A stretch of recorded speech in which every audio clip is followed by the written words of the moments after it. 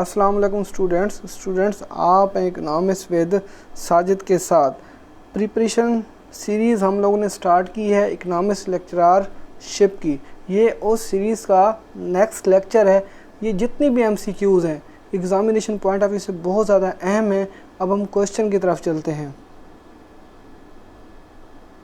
Main topic है हमारा national income. Question number 1, to avoid double counting when GDP is estimated economist, यानी जब हम ग्रॉस डोमेस्टिक प्रोडक्ट को मालूम करते हैं तो हमें डबल काउंटिंग से अवॉइड करना चाहिए। Option number 1, use GDP deflator. Option number 2, calculate value added at each stage of production, use retailer price. Option number 2 answer है हमारा। A TV set purchased from a retailer store is an example। देखिए, जब market के अंदर कोई भी चीज़ cell होने के लिए आ जाती है, बिकने के लिए आ जाती है, जब आप उस चीज़ को मार्केट से परचेज़ करते हैं तो वो फाइनल गुड्स होती है। Intermediate good, capital goods, final goods. Option number 3 answer है। Undistributed profit are considered income earned but not received, income earned and received, none of the above। Option number 1 answer है। What these observations stand for?